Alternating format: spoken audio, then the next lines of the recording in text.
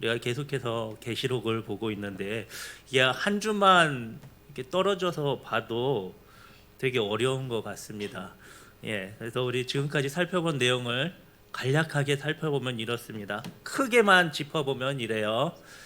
우리가 처음에 그 7 인봉을 가진 천사 이야기를 했었습니다. 기억나나요? 그렇죠. 너희들은 기억 안 날 거야. 7 인봉을 가진 천사가 있었고 그 다음에 나타난 천사는 뭘 가지고 있었죠? 나팔을 가진 천사 이야기를 했었어요. 그리고 그 다음에 7년이라고 하는 대환란의 그때가 삽입이 된 그러한 상황을 우리가 살펴봤고, 그 다음이 바로 오늘 이제 말씀을 볼 7천사가 나타나서 7대접을 가지고 그것을 붓는 그러한 모습들을 이제 보게 될 것이라는 것이죠.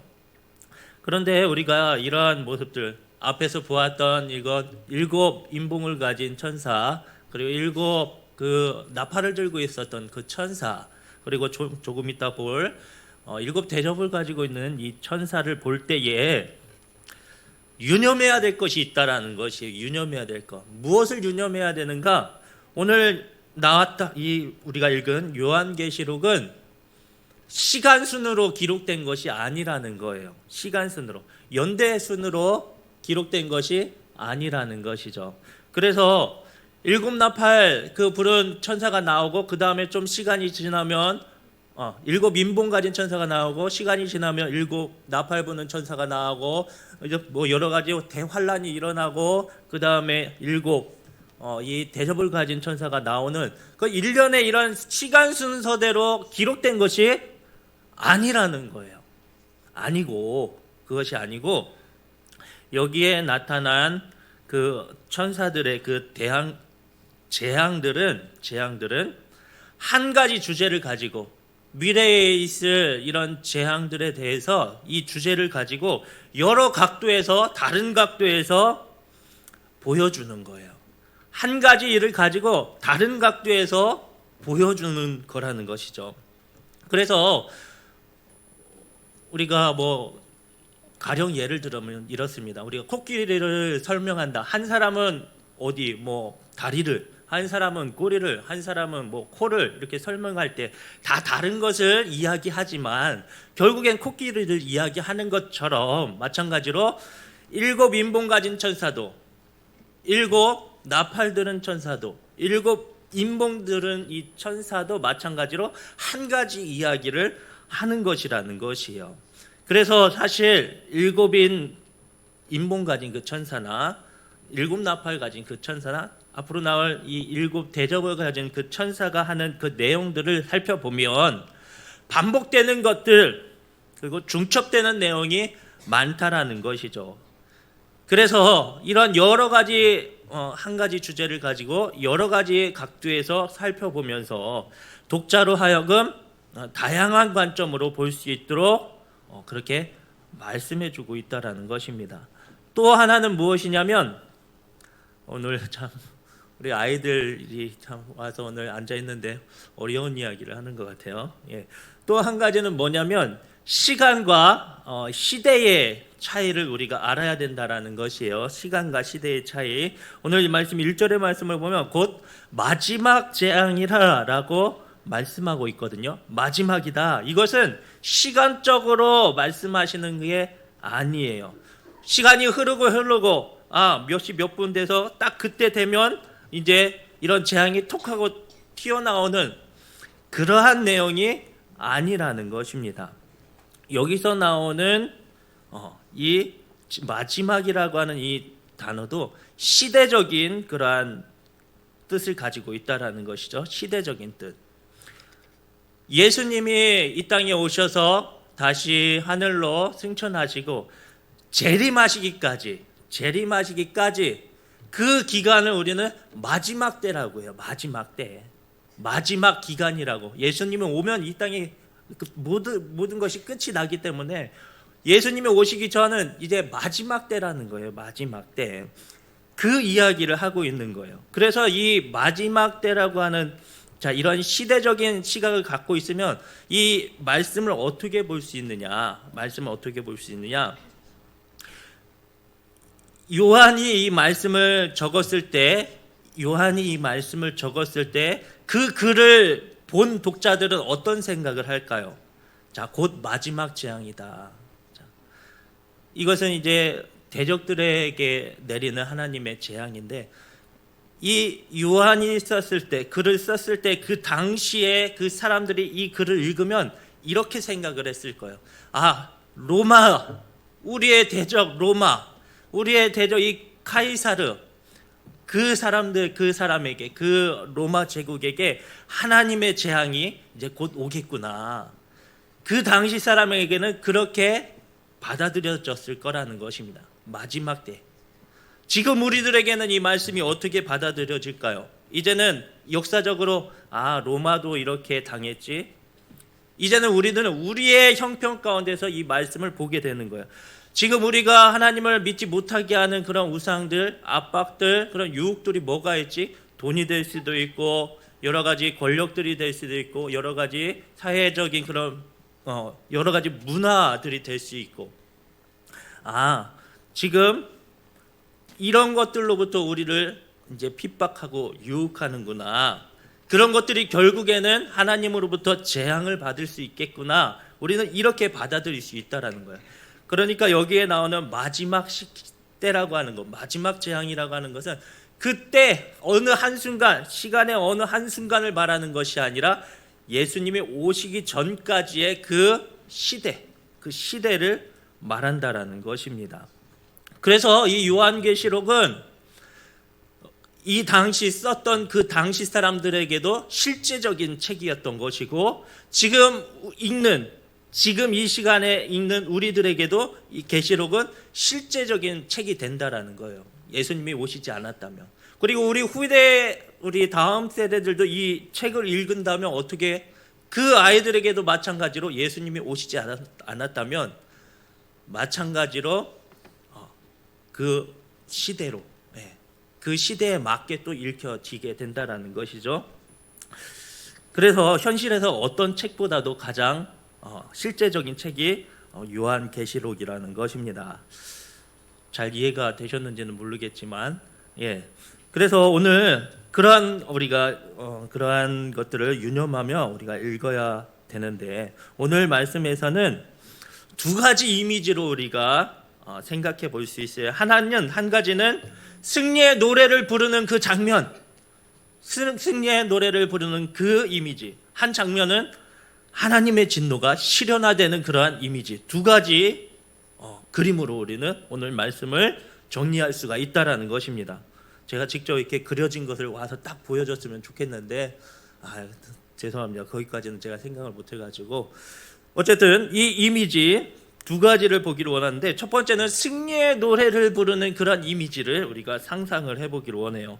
오늘 말씀 2절의 말씀을 보니까 이렇게 말씀하십니다. 또 내가 보니 불이 섞인 유리바다 같은 것이 있고, 짐승과 그의 우상과 그의 이름의 수를 이기고 벗어난 자들이 바닷가에 서서 하나님의 검은고를 가지고. 여기에서 나타난 이기고 벗어난 자들은 누구를 의미할까요? 여기에서 보여지는 이긴 자들, 이기고 벗어난 자들. 이 사람들은 지금 그 로마의 압제 가운데, 하나님을 믿지 못하게 하는 그런 상황 가운데, 나는 하나님을 끝까지 믿겠습니다. 나는 죽더라도 하나님 믿음을 잃어버리지 않겠습니다. 나는 손해를 보더라도 저 길드의 그 표를 받지 않고 내가 다른 사람들과 거래를 하지 못하는 그러한 손해를 본다 할지라도 나는 결코 하나님을 배신하지 않겠습니다. 끝까지 나는 하나님을 믿겠습니다 라고 순교하며 손해를 본 사람들이 바로 이 사람들이요. 이기고 벗어난 자들. 죽더라도 짐승의 표, 가이사의 그 표를 받지 않기로 맹세했던 그 사람들. 비록 사람들의 눈에는 그냥 한번 그 황제 한번 섬긴다고 해. 아니 난 싫어. 난 죽어도 나는 하나님 믿을 거야. 사람들의 눈에는 아니 그냥 한번 슬쩍 넘어가면 되지. 왜 그것으로 죽어? 이상하네. 사람들의 눈에는 믿음을 계속 가지고 따라간 그 사람들이 정말로 이상한 사람이고 그 사람들이 실패한 사람이고 패배한 사람 같으나 그러나 이 사람들 순교자들은 결코 패배한 자들이 아니라는 것입니다. 이 사람들이 바로 이긴 사람들이라는 거예요. 하나님 편에 있어서는. 그래서 이 사람들이 오늘 어디에 서 있냐면 성전의 유리바다 앞에 서서 모세의 노래와 어린 양의 노래를 부르고 있다라고 말씀하고 있어요. 여기 나오는 모세의 노래와 어린 양의 노래는 같은 노래입니다. 자, 무슨 이미지냐? 딱 지금 생각을 해보세요. 성전의 유리바다 같은 곳에 바로 이긴 자들이 서 있다라는 거예요. 이긴 자들. 하나님을 믿고 난 믿음을 잃어버리지 않겠습니다. 난 끝까지 믿습니다라고 한 사람이 거기 앞에 서 있다라는 것입니다. 그리고 그 사람들이 지금 노래를 부르고 있어요. 노래를.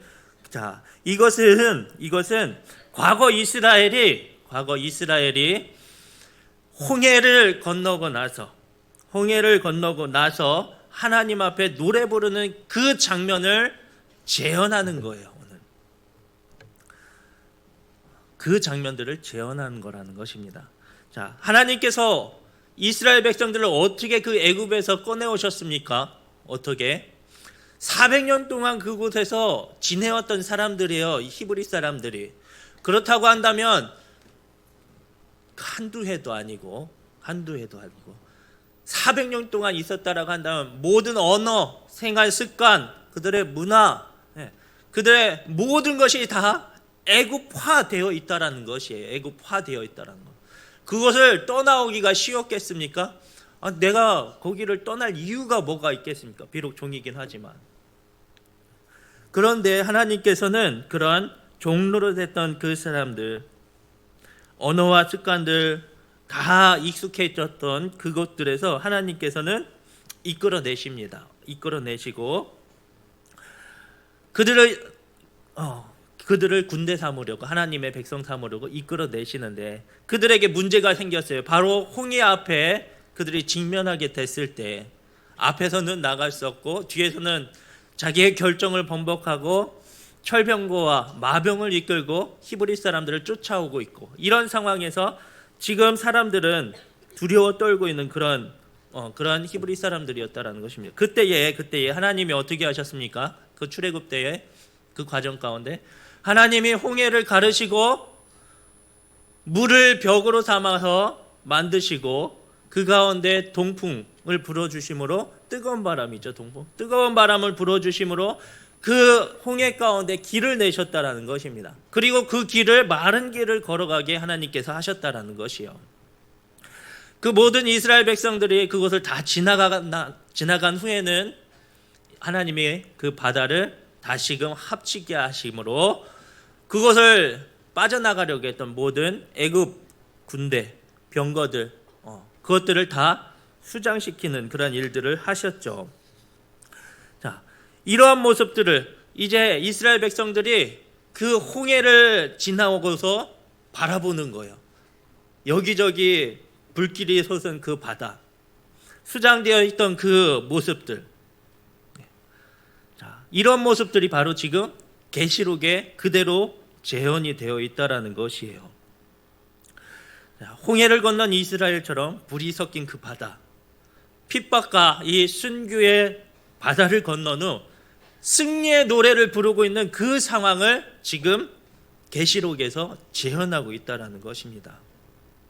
이것을 보면서 우리는 무엇을 생각해야 하는가? 앞에서 말했듯이 신앙을 지켜나가는 것, 우리들이 손해를 보더라도 하나님의 말씀을 따라 살아가는 것, 이것이 세상적으로 볼 때는 비참한 일이고 손해보는 일이고 어쩌기 보면 멍청한 그런 일이기도 하지만, 말씀은 그 사람들이 정말로 승리자라고 우리에게 선포하고 있다라는 것이에요. 하나님 편에 서서 믿음을 끝까지 지켜나간 사람, 힘들고 어려운 상황 가운데서도 믿음을 끝까지 지킨 그 사람들에게 승리자라고 말씀해주고 있다라는 것입니다. 우리들도 마찬가지로 지금 이러한 모습으로 하나님 앞에 서야 할 줄 믿습니다. 하나님이 보이지 않고 고통이 끊임없이 이어지는 것 같은 그러한 때에 우리 하나님의 말씀과 약속들을 기억하고 인내하는 그러한 믿음으로 하나님 앞에 서야 할 줄 믿습니다. 지금 하나님 어디 계십니까? 정말로 계시긴 한 겁니까? 눈물로 외치면서 나아갈 때에도 그럼에도 불구하고 여전히 하나님의 이 약속의 말씀, 믿음을 놓지 말아야 한다라는 것입니다. 환난의 시간이 힘들고 어려워요. 세상의 유혹이 거셉니다. 핍박이 우리들에게 계속해서 임하게 될 거예요. 그냥 설렁설렁 넘어갈 수가 없습니다. 버티면서 지낼 수 없다라는 것이요. 그럼에도 불구하고 우리는 마지막까지 하나님을 믿는 믿음을 지켜나가야 된다라는 것이에요. 우리 마가복음 13장 13절에서는 끝까지 견디는 자는 구원을 받으리라 라고 말씀하시고 있습니다. 끝까지 견디는 자가 구원을 받는다. 중간에 나 예수님보다 나 잠깐만 예수님 끊었다가 다시 우리 친구들 그러더라고요. 학원을 끊는다라고 말을 하더라고요. 교회도 끊는다라고 이야기를 하고요. 무슨 학원 다니는 것처럼. 그래서 내가 잠깐만 교회를 끊고 잠깐 세상의 좋은 것들을 따라갔다가 나중에 시간이 되면 교회에 와야지. 그런 것이 아니라 나의 믿음을 끝까지 지켜나가야 된다라는 거예요. 내가 지금 알고 있는 예수님을 끝까지 우리가 따라가야 한다라는 것입니다. 그런 자에게 구원이 있다라고 말씀하고 있습니다. 마지막 때에 환난과 어려움의 그 바다가 우리가 얘기했지만 결국엔 우리를 건너가게 하실 것이에요. 하나님께서. 그리고 그곳에 서서 우리는 승리의 노래를 부르게 될 것입니다. 우리는 그때를 기억해야 돼요. 지금 이 상황을, 이 이미지를 우리가 기억을 해야 된다라는 것이에요. 하나님의 그 하늘 성전 앞에 그 홍해의 그 바다 같은 모습 앞에서 이 모세의 노래, 어린 양의 노래를 부르는 그 상황을 우리가 기억하고 내가 그 자리에 있어야지. 내가 어떤 상황 가운데서라도 핍박을 받더라도 손해를 보더라도 힘든 상황에서라도 하나님을 쫓아감으로 믿는 믿음을 잃어버리지 않으므로 내가 나중에 반드시 그 자리에 있겠노라고 우리가 생각하고 기억하고 그렇게 행동해야 될 줄 믿습니다. 두 번째로 볼 것은 하나님의 진노에 대한 그런 이미지예요. 오늘 5절의 말씀 보니까 또 2일 후에라고 말씀하고 있습니다. 2일 후에라고 하는 것은 어떤 장면을 바꿔나가는 장면의 전환을 통해서 내용을 전환하는 그러한 역할을 하게 합니다. 그래서 모세의 노래, 어린 양의 노래를 그런 부르는 그 장면을 마치고 이제는 하늘 증거 장막에 성전이 열리는 것을 이제 본 것이죠. 내용이 바뀌게 되는 것입니다.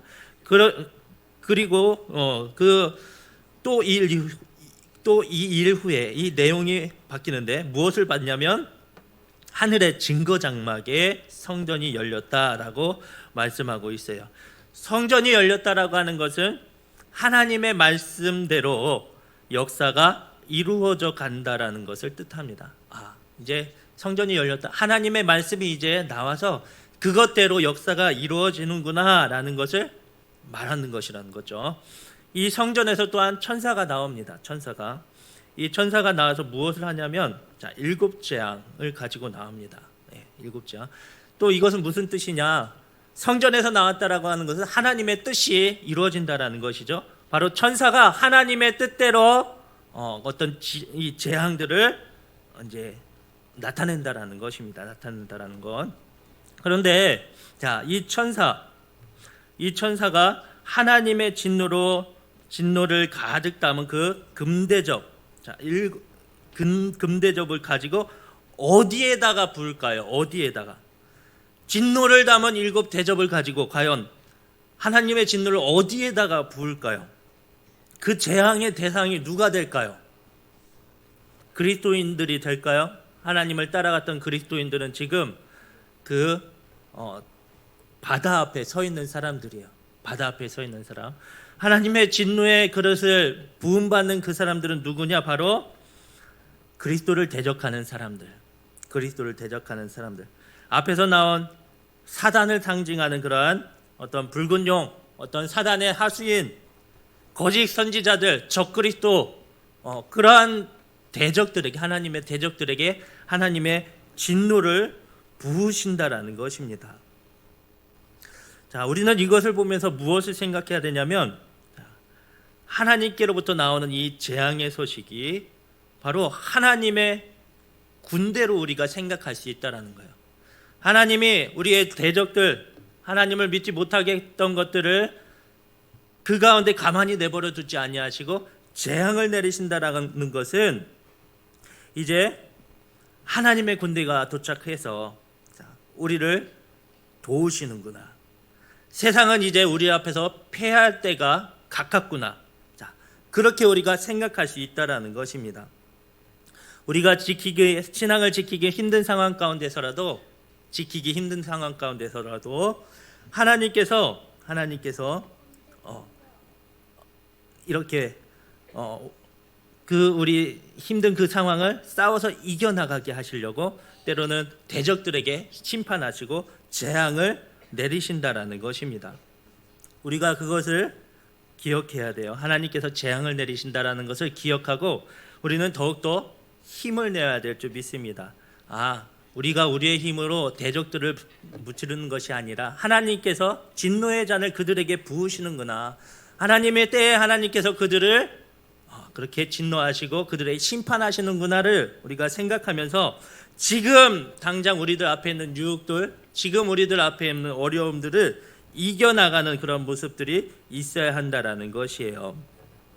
하나님께 지혜와 능력을 구하고 내가 마지막 때에 하나님을 버리지 않고 끝까지 하나님을 쫓아가겠다라고 우리가 결심하고 그 하나님의 그 하늘 성전에 그 바다 앞에 서 있는 그 자리에 내가 있겠다라고 하는 생각을 가지고 날마다 우리들 앞에는 여러 가지 유혹들, 어려움들을 이겨나갈 수 있는 우리 성도님들 모두가 되기를 원합니다.